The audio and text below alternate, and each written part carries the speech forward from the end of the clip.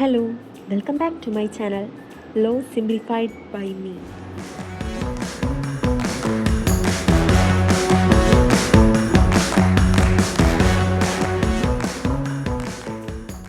ഒരു ബില്ല് പാർലമെൻറ്റിൽ എങ്ങനെ പാസ്സാവുന്നു എന്നതാണ് നമ്മൾ ഈ വീഡിയോയിൽ നോക്കുന്നത്. The legislative procedure in parliament is governed by article 107 to 111 of the constitution of India.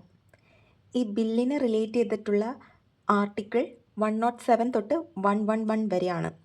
These articles explain how a bill is introduced, how both houses consider it, how disagreements are resolved, and finally how the president give assent. These constitutional provisions ensure that every law is made through democratic discussion and constitutional checks. ഇന്ത്യയിൽ പാർലമെൻറ്റിലെ നിയമനിർമ്മാണ നടപടികൾ ഭരണഘടനയുടെ 5-ാം ഭാഗത്തിലാണ്, അതായത് chapter 2-ലാണ് ഉൾപ്പെടുത്തിയിട്ടുള്ളത്. പ്രത്യേകിച്ച് article 107 മുതൽ 111 വരെ bill അവതരിപ്പിക്കുന്നതും ചർച്ച ചെയ്യുന്നതും പാസ്സാക്കുന്നതും അവസാനം നിയമമാകുന്നതുമായ മുഴുവൻ നടപടിക്രമവും ഈ ആർട്ടിക്കിളിൽ വ്യക്തമാക്കിയിട്ടുണ്ട്. ആർട്ടിക്കിൾ 107 എന്താണ് പറയുന്നത്? ബിൽ എങ്ങനെ അവതരിപ്പിക്കണം, എങ്ങനെ പാസ്സാക്കണം, ബിൽ എപ്പോൾ ലാപ്സ് ആകും എന്നിവ പറയുന്നു. ആർട്ടിക്കിൾ 108 ലോക്സഭയും രാജ്യസഭയും തമ്മിൽ അഭിപ്രായ വ്യത്യാസം ഉണ്ടായാൽ ജോയിൻറ്റ് സിറ്റിംഗ് നടത്താനുള്ള വ്യവസ്ഥയാണ്. ആർട്ടിക്കിൾ 109 മണി ബില്ലിൻ്റെ പ്രത്യേക നടപടിക്രമം വിശദീകരിക്കുന്നു. Article 110 definition of money bill, money bill എന്താണെന്ന് പറയുകയും അതിൽ ഉൾപ്പെടുന്ന വിഷയങ്ങൾ വ്യക്തമാക്കുകയും ചെയ്യുന്നു. ആർട്ടിക്കിൾ 111 പ്രസിഡൻസ് അസെൻറ്റ്, ബില്ല് പാർലമെൻറ്റിൽ പാസ്സായ ശേഷം പ്രസിഡൻറ്റിൻ്റെ അസെൻറ്റ് സംബന്ധിച്ച വ്യവസ്ഥയാണ്. രാഷ്ട്രപതിയുടെ അംഗീകാരം ലഭിച്ചതിന് ശേഷമാണ് ബില്ല് ഒരു ആക്റ്റ് ആകുന്നത്. അതിനാൽ 107 മുതൽ 111 വരെ ചേർന്നാണ് ഇന്ത്യയിലെ law making procedure constitutional basis കൊടുക്കുന്നത്. ഇത് ഡെമോക്രസിക്കും ട്രാൻസ്പെറൻസിക്കും ബാലൻസിങ് കൊടുക്കുന്നതിനാണ്. ലോ മേക്കിംഗ് പഠിക്കുന്നതിന് മുമ്പ് പാർലമെൻറ്റിൽ അവതരിപ്പിക്കുന്ന വിവിധ തരത്തിലുള്ള ബില്ല് ഏതൊക്കെയാണെന്ന് മനസ്സിലാക്കാം. ബില്ല് എന്നത് ഒരു നിയമത്തിൻ്റെ കരട് രൂപമാണ്. പാർലമെൻറ്റിൻ്റെ അംഗീകാരവും രാഷ്ട്രപതിയുടെ അസെൻറ്റും ലഭിച്ചാൽ മാത്രമാണ് അതൊരു ആക്റ്റായി, അതായത് ഒരു നിയമമായി പാസ്സാവുന്നത്. പ്രധാനമായും ബില്ല് 5 തരത്തിലാണ് ഉള്ളത്: ordinary bill, money bill, financial bill, constitutional amendment bill, government bill and private members bill. ഇതിൽ ഓർഡിനറി ബിൽ എന്ന് പറയുന്നത് സാമ്പത്തിക വിഷയങ്ങളോ ഭരണഘടനാ ഭേദഗതികളോ അല്ലാത്ത വിഷയങ്ങളുമായി ബന്ധപ്പെട്ടിട്ടുള്ള ബില്ലാണ് ഓർഡിനറി ബിൽ. ഇത് ലോക്സഭയിലോ രാജ്യസഭയിലോ അവതരിപ്പിക്കാം. For example, public examination prevention of unfair means amendment bill 2026 ഇപ്പോൾ ലേറ്റസ്റ്റ് ആയിട്ട് പാർലമെൻറ്റിൽ പാസ്സായ ഒരു ഓർഡിനറി ബില്ലാണ്. രണ്ടാമത്തെ മണി ബില്ലാണ്. മണി ബിൽ എന്ന് പറയുന്നത് നികുതി, അതായത് ടാക്സ്, അല്ലെങ്കിൽ സർക്കാർ വായ്പ, കൺസോളിഡേറ്റഡ് ഫണ്ട്, സർക്കാർ ചെലവ് തുടങ്ങിയ ഫിനാൻഷ്യൽ സബ്ജക്റ്റുമായി ബന്ധപ്പെട്ട ബില്ലാണ് മണി ബില്ല്. ഇത് ലോക്സഭയിൽ മാത്രം അവതരിപ്പിക്കാൻ പറ്റുള്ളൂ. രാഷ്ട്രപതിയുടെ മുൻകൂർ ശുപാർശ ഇതിന് ആവശ്യമാണ്. രാജ്യസഭയ്ക്ക് ശുപാർശകൾ നൽകാൻ മാത്രമേ കഴിയുള്ളൂ.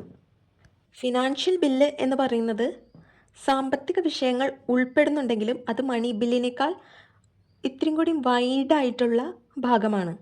ചില ഫിനാൻഷ്യൽ ബിൽ അവതരിപ്പിക്കാൻ പ്രസിഡൻറ്റിൻ്റെ ശുപാർശ ആവശ്യമാണ്. കോൺസ്റ്റിറ്റ്യൂഷണൽ അമെൻമെൻറ്റ് ബിൽ, അതായത് കോൺസ്റ്റിറ്റ്യൂഷൻ അമെൻഡ് ചെയ്യുന്നതിനായിട്ടുള്ള ബില്ലാണിത്. ആർട്ടിക്കിൾ 368 പ്രകാരമാണ് ഇത് പാസ്സാക്കുന്നത്. പ്രത്യേക ഒരു ഭൂരിപക്ഷം ഇതിന് ആവശ്യമാണ്. അടുത്തത് government bill and private members bill. Bill അവതരിപ്പിക്കുന്ന വ്യക്തിയുടെ അടിസ്ഥാനത്തിലും ബില്ലിനെ തരംതിരിക്കാം. ഗവൺമെൻറ് ബിൽ ഒരു മന്ത്രി അവതരിപ്പിക്കുന്ന ബില്ലാണെങ്കിൽ അത് ഗവൺമെൻറ് ബിൽ. മന്ത്രി അല്ലാത്തൊരു മെമ്പർ ഓഫ് പാർലമെൻറ്റ് അവതരിപ്പിക്കുന്ന ബില്ലാണെങ്കിൽ അത് പ്രൈവറ്റ് മെമ്പേഴ്സ് ബിൽ. ഇന്ത്യയിൽ ഭൂരിഭാഗം നിയമങ്ങളും ഗവൺമെൻറ് ബിൽ വഴിയാണ് പാസ്സാക്കുന്നത്. മേജറായിട്ടുള്ള ബിൽസാണ് ordinary bill, money bill, constitutional amendment bill. Ordinary bill എന്ന് പറയുന്നത് ഏത് ഹൗസിൽ വേണമെങ്കിലും പാസ്സാക്കാം. അതിന് എക്സാമ്പിൾ പറഞ്ഞത് public examination prevention of unfair means amendment bill 2026 latest ആയിട്ടുള്ള ബില്ല്. മണി ബിൽ എന്ന് പറയുന്നത് ലോക്സഭയിൽ മാത്രം പാസ്സാക്കാൻ പറ്റുള്ളൂ. കോൺസ്റ്റിറ്റ്യൂഷണൽ അമെൻമെൻറ്റ് ബിൽ എന്ന് പറയുന്നത് കോൺസ്റ്റിറ്റ്യൂഷനിലെ ആർട്ടിക്കിൾസോ മറ്റെന്തെങ്കിലും അമെൻഡ് ചെയ്യാനുള്ളൊരു ബില്ലാണ് കോൺസ്റ്റിറ്റ്യൂഷണൽ അമെൻമെൻറ്റ് ബിൽ.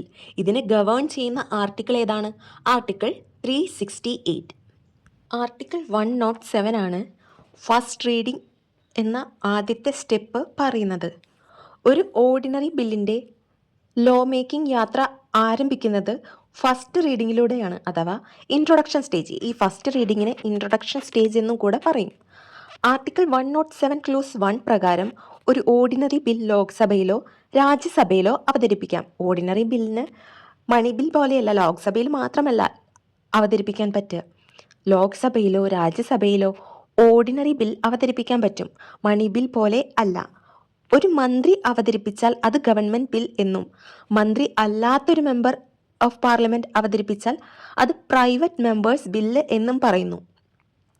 ബില്ല് അവതരിപ്പിക്കുന്നതിന് മുമ്പ് സഭയുടെ അനുമതി തേടുന്നു. അനുമതി ലഭിച്ചാൽ ബില്ല് ഔദ്യോഗികമായി അവതരിപ്പിക്കാൻ പറ്റും. ഈ ഘട്ടത്തിൽ ബില്ലിൻ്റെ ഡീമെറിറ്റ്സും മെറിറ്റ്സും വിശദമായി ചർച്ച ഉണ്ടാകില്ല. ബിൽ സഭയുടെ പരിഗണനയ്ക്കായി അവതരിപ്പിക്കുക എന്നതാണ് ഫസ്റ്റ് റീഡിങ്ങിൻ്റെ പ്രധാന ലക്ഷ്യം. ഡീറ്റെയിൽ ആയിട്ടൊന്നും ഉണ്ടാവില്ല, ജസ്റ്റ് ഒരു ഇൻട്രൊഡക്ഷൻ മാത്രമാണ്, ആ ബില്ലിനെ കുറിച്ചൊരു ധാരണ കൊടുക്കുക. അതാണ് ഫസ്റ്റ് റീഡിംഗ് ഉദ്ദേശിക്കുന്നത്. തുടർന്ന് ബില്ല് സാധാരണയായി ഒഫീഷ്യൽ ഗസറ്റിൽ പ്രസിദ്ധീകരിക്കപ്പെടുന്നു. അതുവഴി അംഗങ്ങൾക്കും പൊതുജനങ്ങൾക്കും ബില്ലിൻ്റെ ഉള്ളടക്കം അറിയാൻ സാധിക്കുന്നു. Public examination prevention of unfair means amendment bill 2026 ഒരു ഗവൺമെൻറ് ബില്ലാണ്. ഇത് ലോക്സഭയിൽ ബന്ധപ്പെട്ട കേന്ദ്രമന്ത്രിയാണ് അവതരിപ്പിച്ചത്. 2024 നിയമം കൂടുതൽ ശക്തമാക്കുന്നതിനായി ശിക്ഷ വർദ്ധിപ്പിക്കൽ, സ്പെഷ്യൽ ടാസ്ക് ഫോഴ്സ് രൂപീകരിക്കൽ, ഫാസ്റ്റ് ട്രാക്ക് കോർട്ട് സ്ഥാപിക്കൽ തുടങ്ങിയ അമെൻമെൻറ്റ്സ് ആണ് ഈ ഒരു ബില്ലിൽ അവതരിപ്പിച്ചത്. അതിനാൽ ഈ ബില്ലിൻ്റെ നിയമനിർമ്മാണ യാത്ര ആരംഭിച്ചത് ഫസ്റ്റ് റീഡിങ്ങിലൂടെയാണ്. ഇതിൻ്റെ മെയിൻ പോയിൻറ്റ്സ് എന്ന് പറയുന്നത് ആർട്ടിക്കിൾ 107 ക്ലോസ് 1 ഫസ്റ്റ് സ്റ്റേജ് എന്ന് പറയുന്നത് ഫസ്റ്റ് റീഡിംഗ് ആണ്. അതിൽ ഇൻട്രൊഡക്ഷൻ മാത്രമാണ് ഉണ്ടാവുക. ഇത് ഓർഡിനറി ബിൽസിനാണ് ആപ്ലിക്കബിൾ ആവുക. ഇത് ലോക്സഭയിലോ രാജ്യസഭയിലോ അവതരിപ്പിക്കാം. മിനിസ്റ്ററാണ് അവതരിപ്പിക്കുന്നതെങ്കിൽ ഗവൺമെൻറ് ബില്ലായിരിക്കും. MP ആണെങ്കിൽ പ്രൈവറ്റ് മെമ്പേഴ്സ് ബില്ലായിരിക്കും. ഇതിൻ്റെ പർപ്പസ് എന്ന് പറയുന്നത് ഫോർമൽ ഇൻട്രൊഡക്ഷൻ മാത്രമാണ്. ഒരു ഡീറ്റെയിൽഡ് ഡിബേറ്റ് ഫസ്റ്റ് റീഡിങ്ങിൽ ഉണ്ടാവില്ല. ഫസ്റ്റ് റീഡിംഗ് കഴിഞ്ഞാൽ സെക്കൻഡ് സ്റ്റേജിലേക്ക് ബില്ല് കടക്കും. സെക്കൻഡ് റീഡിംഗ് എന്നാണ് ഇതിനെ പറയുക. ഇതാണ് നിയമനിർമ്മാണത്തിലെ ഏറ്റവും ഇമ്പോർട്ടൻ്റ് ആയിട്ടുള്ള സ്റ്റേജ്. കാരണം ബില്ലിനെ വിശദമായി പരിശോധിക്കുന്നത് ഈ ഒരു സ്റ്റേജിലാണ്. സെക്കൻഡ് റീഡിങ്ങിന് 3 ഭാഗങ്ങളുണ്ട്: general discussion, committee stage, clause by clause consideration. General discussion എന്ന് പറയുന്നത് ആദ്യം ബില്ലിൻ്റെ ലക്ഷ്യം, എയിം എന്താണ്, ആവശ്യകത എന്താണ്, നയം എന്നിവയെക്കുറിച്ചാണ് പൊതുചർച്ച നടത്തുന്നത്. ഈ ഘട്ടത്തിൽ ഓരോ ക്ലോസും പ്രത്യേകം ചർച്ച ചെയ്യില്ല. ചർച്ചയ്ക്ക് ശേഷം സഭയ്ക്ക് 4 തീരുമാനത്തിൽ ഒന്നെടുക്കാം. നേരിട്ട് ക്ലോസ് ബൈ ക്ലോസ് കൺസിഡറേഷൻ നടത്താം. ഡിപ്പാർട്ട്മെൻറ്റ് റിലേറ്റഡ് സ്റ്റാൻഡിംഗ് കമ്മിറ്റിയിലേക്ക് അയക്കാം. സെലക്ട് കമ്മിറ്റി അല്ലെങ്കിൽ ജോയിൻറ്റ് കമ്മിറ്റിയിലേക്ക് അയക്കുക. അല്ലെങ്കിൽ പൊതുജനാഭിപ്രായം തേടുന്നതിനായി ബില്ല് പ്രചരിപ്പിക്കുക. ഇതാണ് ജനറൽ ഡിസ്കഷനിൽ വരുന്നത്. രണ്ടാമത് പറയുന്നത് കമ്മിറ്റി സ്റ്റേജാണ്. ബില്ല് കമ്മിറ്റിയിലേക്ക് അയച്ചാൽ കമ്മിറ്റി ഓരോ സെക്ഷനും വിശദമായി പരിശോധിക്കും. അതിൽ ലീഗൽ എക്സ്പേർട്സ് ഉണ്ടാവും, അതുപോലെ ഗവൺമെൻറ് ഒഫീഷ്യൽസ് ഉണ്ടാവും, പിന്നെ ആ സബ്ജക്റ്റായിട്ട് ഡീൽ ചെയ്യുന്ന എക്സ്പേർട്സ് ഉണ്ടാവും. മറ്റ് ബന്ധപ്പെട്ടവരുടെ അഭിപ്രായങ്ങൾ കൂടെ സ്വീകരിക്കാം.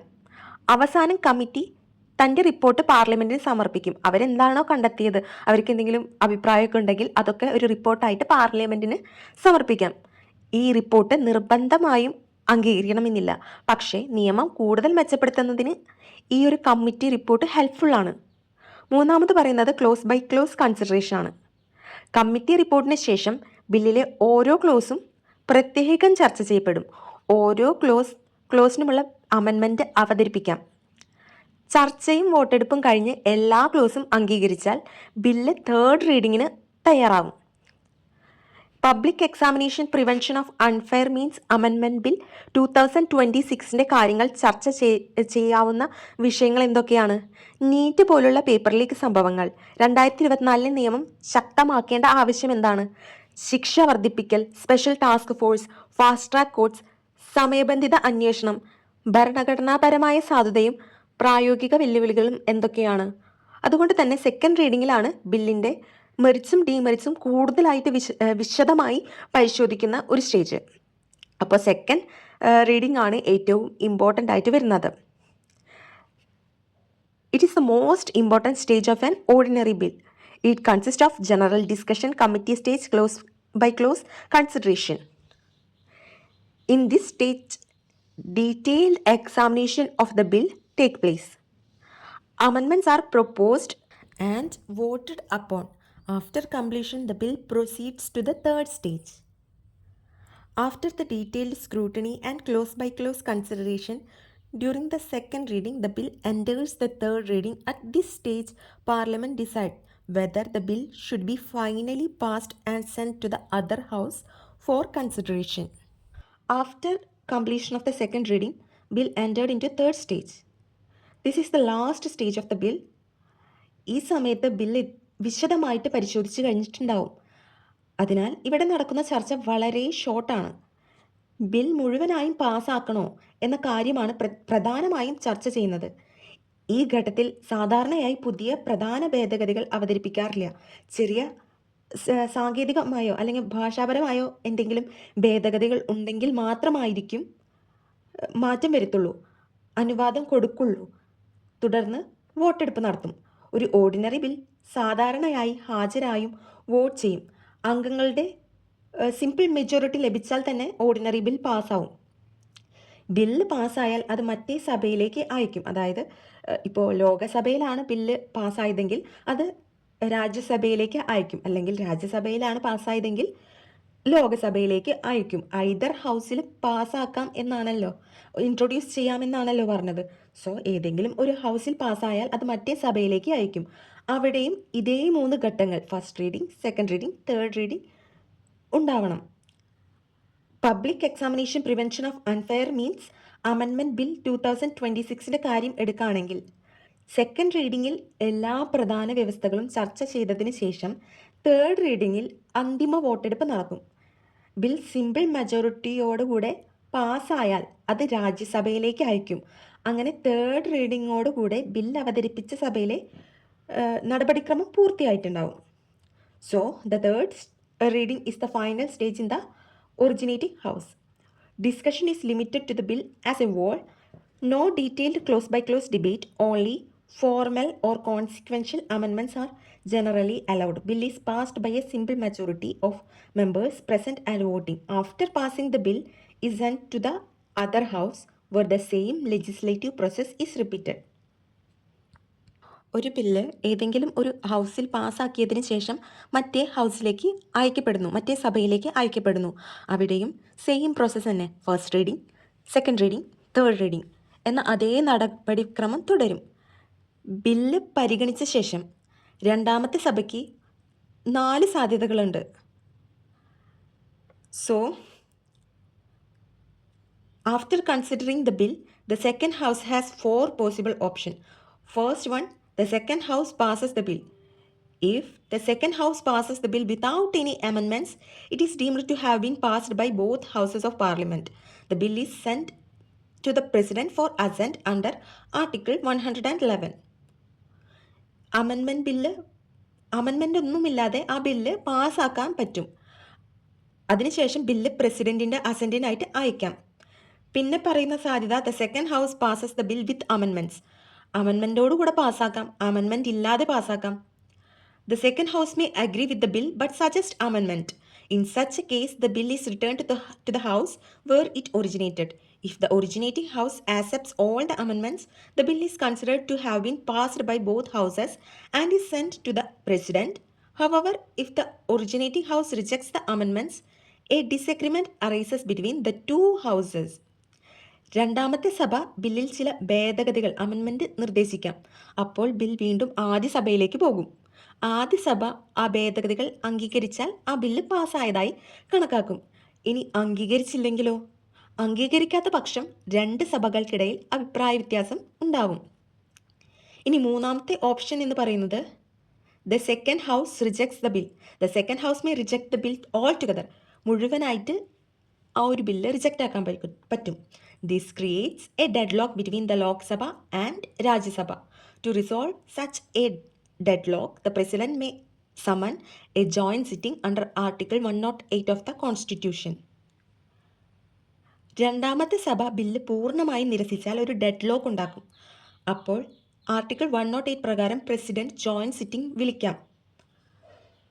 ഇനി നാലാമത്തെ option, the second house may neither pass nor reject the bill and may keep it pending if more than 6 months pass without agreement. This also result in a deadlock. The President may then call a joint sitting of both houses under Article 108.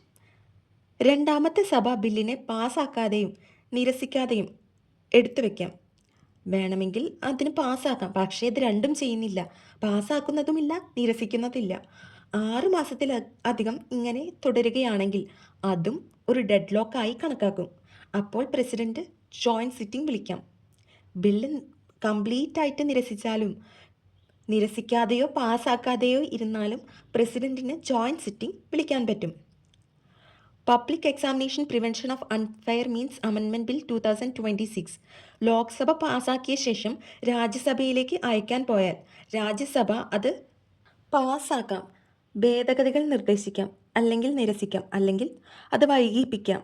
രണ്ട് സഭകളും യോജിപ്പിലെത്താത്ത സാഹചര്യത്തിൽ article 108 പ്രകാരം president joint sitting വിളിക്കാം. ഇത് ഇന്ത്യയിലെ bicameral legislature എന്ന ആശയം strengthen ചെയ്യിക്കുന്നുണ്ട്. The key points is that the second house follows the same 3 reading for possible outcome, that is pass the bill, pass with amendment, reject the bill, keep the bill pending. Disagreement between the houses may lead to a joint sitting under Article 108. This procedure applies to ordinary bills. Now let us move to Article 108 of the Constitution of India, which provides a constitutional mechanism to resolve a deadlock between the Lok Sabha and the Rajya Sabha. India എന്ന് പറയുന്നത് ഒരു bicameral system of parliament ഉള്ള ഒരു രാജ്യമാണ്. where the both houses normally have equal powers in the case of ordinary bill. Ordinary ബില്ലിൻ്റെ case വരികയാണെങ്കിൽ രണ്ട് ഹൗസസിനും equal പവറാണുള്ളത്. however the two houses may disagree on a bill. ഒരു ബില്ല് രണ്ട് ഹൗസസും disagree ചെയ്യാം. To prevent legislative paralysis, the Constitution empowers the President to summon a joint sitting of both houses. Houses തമ്മിൽ അഭിപ്രായ വ്യത്യാസം വരുന്ന സമയത്ത് പ്രസിഡന്റിന് ഒരു ജോയിന്റ് സിറ്റിംഗ് വിളിച്ചു കൂട്ടാൻ പറ്റും. According to article 108 clause 1, the President may summon a joint sitting under any one of the following circumstances. First one, if one house passes the bill but the other house reject it. ഒരു house പാസ്സാക്കി മറ്റ് house അത് reject ചെയ്തിട്ടുണ്ടെങ്കിൽ പ്രസിഡന്റിന് joint sitting വിളിക്കാൻ പറ്റും. രണ്ടാമത്, if both houses finally disagrees on the amendments to be made to the bill. രണ്ടാമത്തെ കാര്യം പറയുന്നത് രണ്ട് സഭകളും ബില്ലിലുള്ള ഭേദഗതികളെക്കുറിച്ച് യോജിപ്പിലെത്താതെ ആയിട്ടുണ്ടെങ്കിൽ. മൂന്നാമത് പറയുന്നത് if more than 6 months have elapsed from the date the bill was receiving by the second house without it being passed. Bill രണ്ടാമത്തെ സഭയിൽ എത്തിയതിന് ശേഷം 6 മാസത്തിലധികം പാസ്സാകാതെ കിടന്നാൽ ഈ 6 മാസം കണക്കാക്കുമ്പോൾ പ്രൊറോഗേഷൻ കാലവും 4 ദിവസത്തിലധികം അഡ്ജേൺമെൻറ്റ് ഉണ്ടായ കാലവും ഉൾപ്പെടുത്തില്ല. That is, it is important to note that while calculating the 6-month period, the time during which Parliament is prorogued or the House is adjourned for more than 4 consecutive days is excluded. The joint sitting is summoned by the President and is presided over by the Speaker of the Lok Sabha. ഇത് വിളിച്ചു കൂട്ടുന്നത് president ആണെങ്കിലും അത് പ്രിസൈഡ് ചെയ്യുന്നത് ആരാണ്? ലോക്സഭയിലെ സ്പീക്കറാണ്. If the speaker is absent, the deputy speaker presides.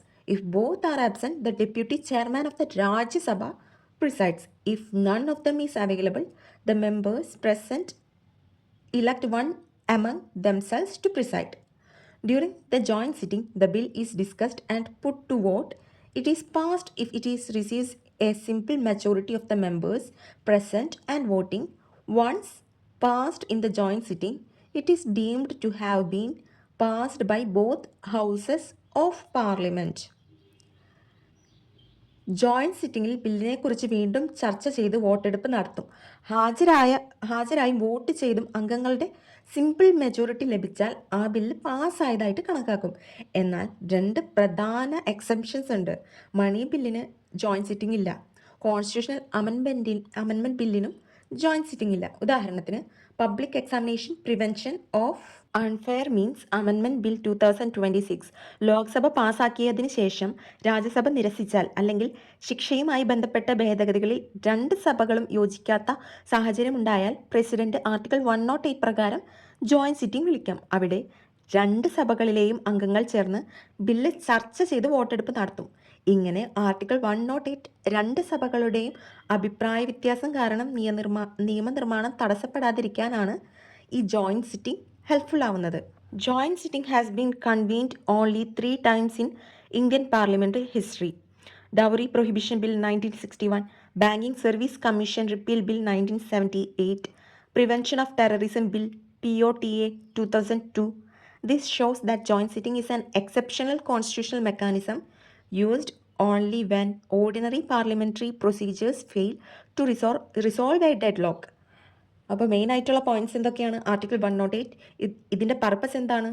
Resolve deadlock between Lok Sabha and Rajya Sabha summoned by president. ഇനി മണി ബില്ലിനെ കുറിച്ച് പഠിക്കാം. ആർട്ടിക്കിൾ 110ഉം 109ഉമാണ് മണി ബിൽ ഡീൽ ചെയ്യുന്നത്. Article 110 defines a money bill. A bill is a money bill only if it contains provisions that imposition, abolition, remission, alteration or regulation of any tax related അല്ലെങ്കിൽ regulation of the borrowing of money by the government of India, custody of or withdrawal of money from consolidated fund of India or the contingency fund of India, appropriation of money from the consolidated fund, declaration of expenditure as charged on the consolidated fund, received, custody or audit of money relating to the consolidated fund or public account of India, any matter incidental to these subjects. However, Article 110 Clause 2 makes it clear that a bill is not a money bill merely because it provides for the imposition of fines or penalties, fees or license, or fees charged for services rendered.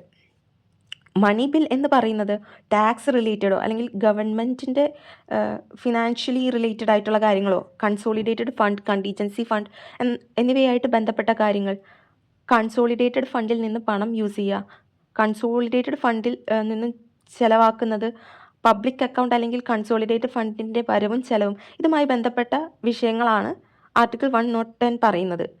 എന്നാൽ article 110 Clause 2 പ്രകാരം fine, licence fees, service fees എന്നിവ മാത്രം ഉൾപ്പെടുത്തുന്ന bill money bill ആവില്ല എന്നും പറയുന്നുണ്ട്.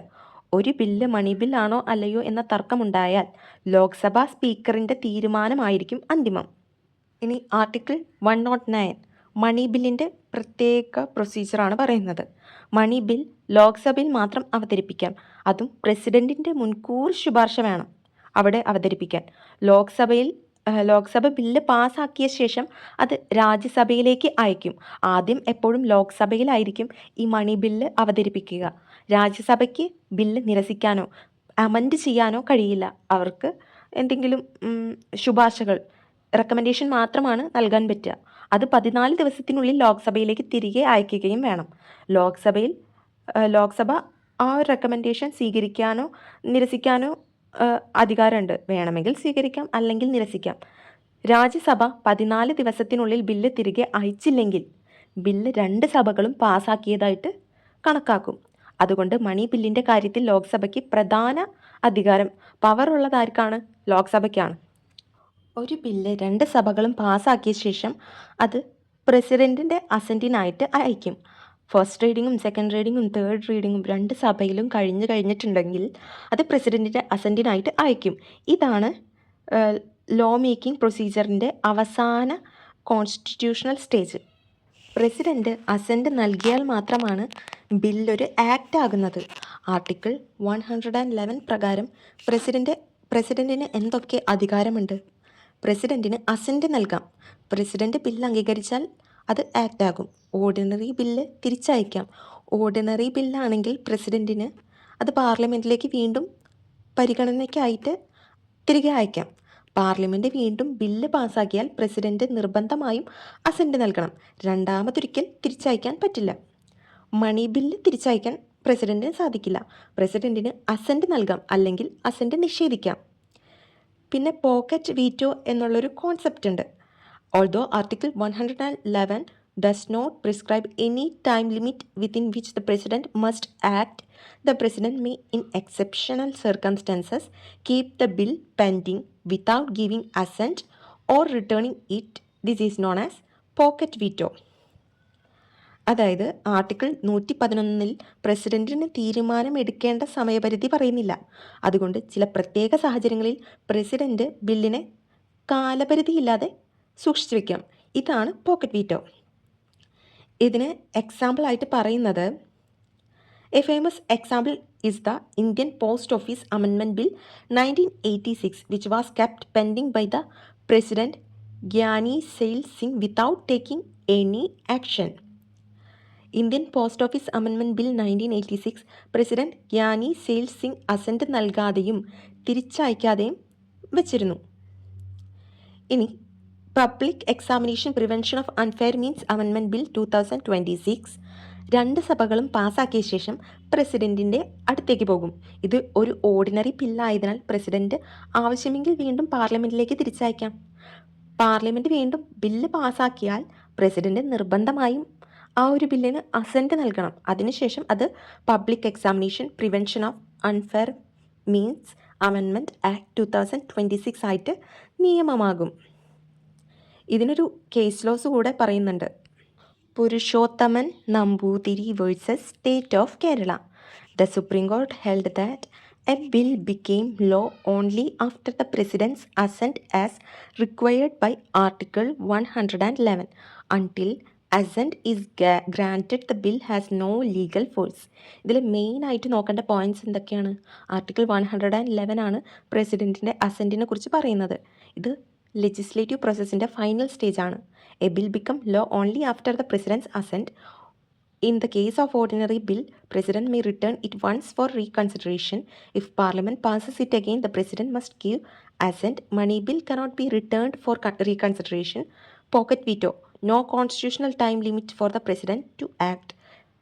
The important case law is that Purushothaman Nambudiri versus State of Kerala in the year 1962. ഇതുമായി ബന്ധപ്പെട്ട കുറച്ച് കേസ് ലോസ് കൂടെ ആഡ് ചെയ്യുന്നുണ്ട്.